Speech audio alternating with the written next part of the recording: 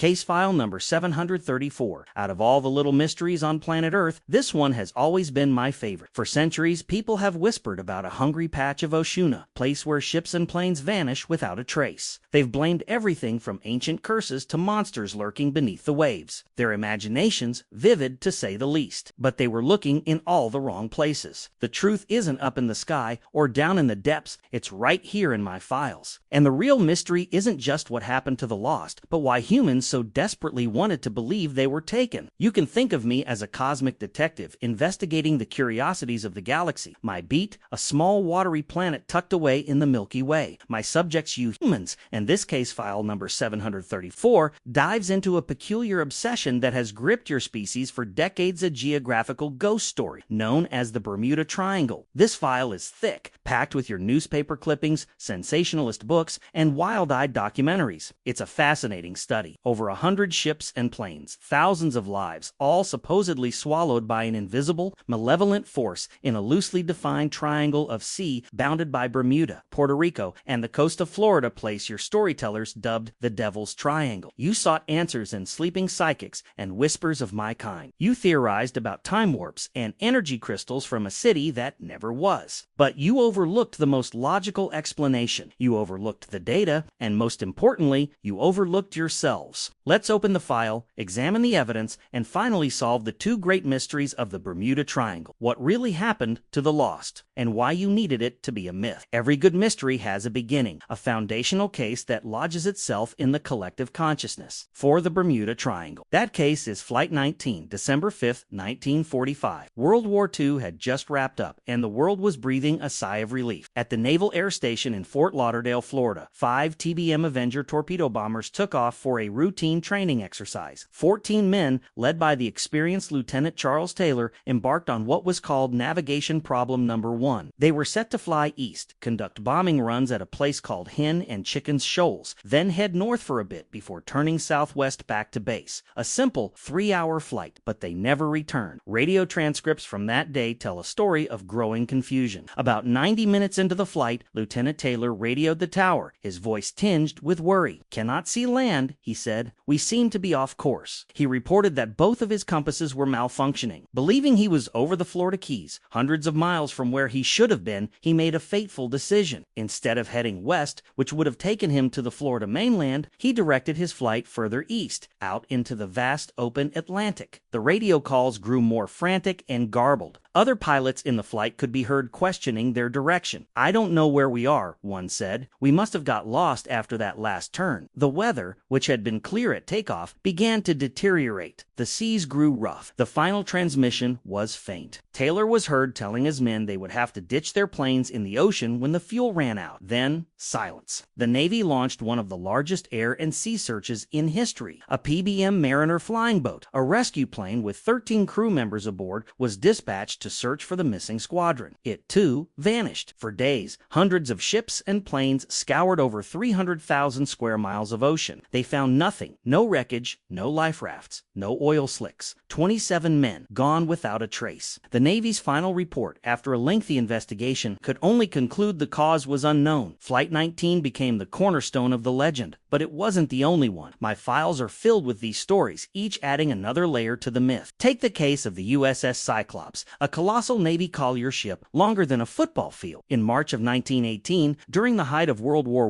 I, it departed from Barbados, loaded with over 10,000 tons of heavy manganese ore, bound for Baltimore. It carried 306 crew and passengers. Like Flight 19, it sailed into oblivion. No distress call was ever received. No wreckage was ever found. It remains the single largest loss of life in U.S. naval history not involving combat. President Woodrow Wilson himself said, "Only God and the sea know what happened to the great ship," and the stories get stranger. In 1840, the Rosalie Asterisk, a French vessel, was reportedly found adrift in the triangle. Sails set, cargo intact, but completely deserted, save for a single chirping canary. A ghost ship. Then there's the legend of the Asterisk, Ellen Austin Asterisk, a ship that supposedly came across another derelict vessel, placed a prize crew on board to sail it to port, only to have it vanish in a squall. The story goes that they found the ship again, once more empty, and after placing a second crew on board, it vanished for good. Chilling, right? Though my records indicate it's mostly unsubstantiated folklore, these accounts passed down through maritime lore were whispers. But in 1974, they became a roar. A man named Charles Berlitz, whose family was famous for teaching languages, published a book titled simply The Bermuda Triangle *. It became a global phenomenon, selling nearly 20 million copies. Berlitz didn't just retell the old stories, he connected them. He compiled a list of over 50 ships and 20 aircraft that had vanished, painting a picture of a uniquely deadly patch of ocean. He presented the disappearances not as isolated tragedies, but as a pattern, and he offered explanations that ignited the human imagination. Was it extraterrestrials conducting a survey of humanity, a hole in the fabric of space-time, a portal to another dimension? Or, as he famously suggested, was it connected to the lost city of Atlantis, whose mythical energy crystals, lying dormant on the seafloor, were periodically activating and pulling vessels from our world? Your species devoured it. The book tapped into a growing fascination with the paranormal and the unexplained. Suddenly, the Bermuda Triangle was everywhere, in magazines, on television shows, a household name. It was a perfect story, a modern myth for a technological age. It had everything: mystery, danger, a hint of the supernatural, and a cast of real-life victims whose fates were tantalizingly, terrifyingly unknown. You created a monster, and you loved being afraid of it. But like most monsters, this one disappears the moment you turn on the lights, and my purpose here is to flip the switch. My analysis of your planet reveals that you often look for complex, otherworldly answers when simple, terrestrial ones are right in front of you. The Bermuda Triangle is a prime example. The myth you built is a grand, elaborate structure, but its foundation is made of little more than air and water. Let's dismantle it, piece by piece, using the data you've collected. The first and most powerful force at play in this region is one you know well: weather. The area you've labeled the Bermuda Triangle is a meteorological battleground. It's a place where tropical storms and hurricanes form and intensify with terrifying speed. Before the age of satellite weather forecasting, a ship or a low-flying aircraft could be caught completely unaware by a sudden, violent squall. But it's more than just hurricanes. Oceanographers from the University of Southampton in England have studied this area extensively. Using laboratory simulators, they demonstrated the existence of something called rogue waves. These aren't just large waves. They're vertical walls of water that can form when multiple storm systems converge. While a single storm might produce waves of 30 or 40 feet, when waves from different storms collide, they can combine their energy to create a monstrous, solitary wave up to 100 feet high. Such a wave would be more than capable of swamping even a large vessel, snapping it in two, and sending it to the bottom in moments long before anyone could send a distress signal. Then there's the ocean itself. Flowing through this region is one of Earth's most powerful and turbulent rivers in the sea, the Gulf Stream. This current is a force of nature, moving at several knots, creating unpredictable, chaotic sea conditions. Crucially, it's also a highly efficient conveyor belt for debris. Any wreckage from a downed plane or sunken ship would be swiftly carried away and dispersed over a vast area, making discovery nearly impossible. The ocean floor here is home to some of the deepest trenches on the planet, including the Puerto Rico Trench, which plunges to depths of over 27,000 feet. Any vessel that sinks here would be lost to a crushing, dark abyss, far beyond the reach of recovery efforts for much of your history. Next, let's tackle one of the most persistent claims in the Triangle legend: the spinning compasses. This is where a little science got twisted into a lot of supernatural fiction. It's true that the Bermuda Triangle is one of the few places on Earth where a magnetic compass sometimes points to true north instead of magnetic north. This is a known geophysical phenomenon called agonic lines. For an experienced navigator, this is a minor curiosity, something to account for in their calculations. But for an inexperienced pilot or one already disoriented and under stress, it could lead to profound confusion, causing them to miscalculate their position and fly disastrously off course. This wasn't a supernatural force. It was a predictable feature of your planet's magnetic field that contributed to human error. Another popular scientific-sounding theory that's been co-opted by the myth makers is the methane hydrate theory. My geological scans confirm that the seafloor in many parts of the world, including areas near the Triangle, contains vast frozen deposits of methane gas. The theory suggests that a sudden release of this gas could create a massive plume of bubbles, rapidly decreasing the density of the water. Any ship caught in this frothy patch would lose all buoyancy and sink like a stone, again, without warning. It's a compelling image. damage. However, the United States Geological Survey has stated that no such large-scale gas release is believed to have occurred in the Bermuda Triangle for the past 15,000 years. So, while the physics is plausible, the geological evidence for it being a culprit is non-existent. It's a solution without a problem. The most damning piece of evidence against the entire myth, however, isn't found in the sea or the sky, but in the records of your own institutions. Organizations that deal in risk and probability or insurance companies don't recognize the Bermuda Triangle as a uniquely dangerous place. Marine insurance giant Lloyd's of London has stated clearly that they don't charge higher premiums for vessels transiting this area. Why? Because their data shows no statistically significant increase in disappearances there compared to any other heavily trafficked stretch of ocean. The United States Coast Guard, the very organization that responds to incidents in these waters, officially dismisses the legend. They note that, given the huge volume of air and sea traffic combined with the volatile weather, it's not surprising that accidents happen. In fact, they say the number of supposed disappearances is relatively insignificant considering the number of vessels that pass through safely every single day. The U.S. Board on Geographic Names doesn't even recognize the Bermuda Triangle as an official name or location. To them, it's simply a patch of the Atlantic Ocean. So, when you peel back the layers of speculation, what are you left with? A region with notoriously treacherous weather, rogue waves, a powerful current that erases evidence, some of the deepest trenches on the planet, and a minor magnetic anomaly that can confuse the unprepared. It's by all objective measures a recipe for tragedy. But it's a natural recipe, not a paranormal one. The true anomaly, the real variable that turns a simple maritime accident into an enduring global mystery, is not in the environment. It's in the human element. This is the part of the investigation I find most compelling. It's where we move beyond geophysics and meteorology into the fascinating, often illogical landscape of the human mind.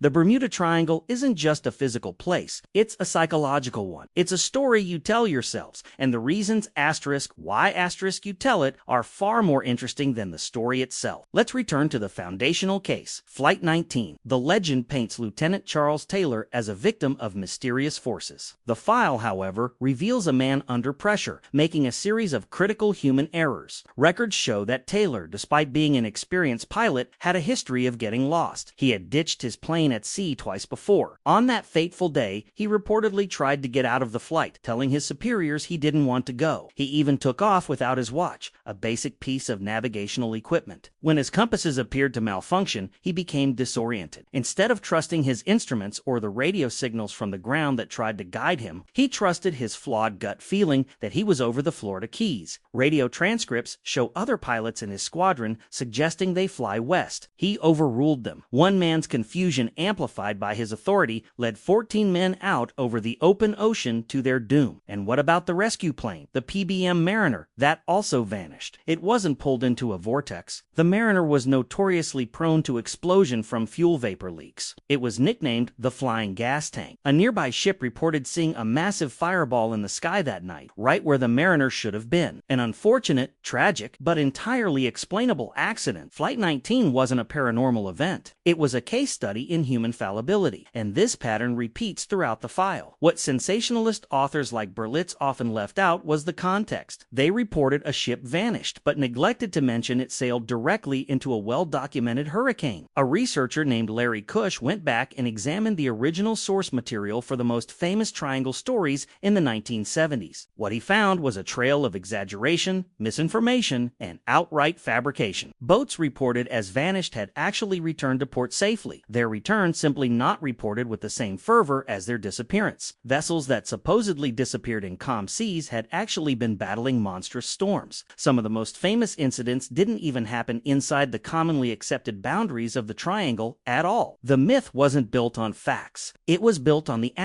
omission of facts. This leads us to a fundamental quirk of your species: confirmation bias. Humans tend to favor information that confirms their existing beliefs. Once the idea of a mysterious triangle took hold, people began interpreting every incident through that lens. A simple engine failure wasn't just an engine failure anymore. It was a victim of the triangle. A navigational error became proof of strange magnetic forces. You filtered out the mundane explanations because the mysterious one was a much better story, and you are a species that thrives on stories. This is perhaps your most defining characteristic. You use narratives to make sense of a chaotic universe. A story about a hungry, malevolent patch of ocean is far more compelling than a dry statistical analysis of maritime accident rates. It gives a name and shape to the primal fear of being lost, of vanishing without a trace. The triangle becomes a character, an antagonist in a global drama. It's easier to blame a monster than to accept the terrifying randomness of a mechanical failure or a sudden storm. The media understood this perfectly, from Vincent Gaddis's 1964 article in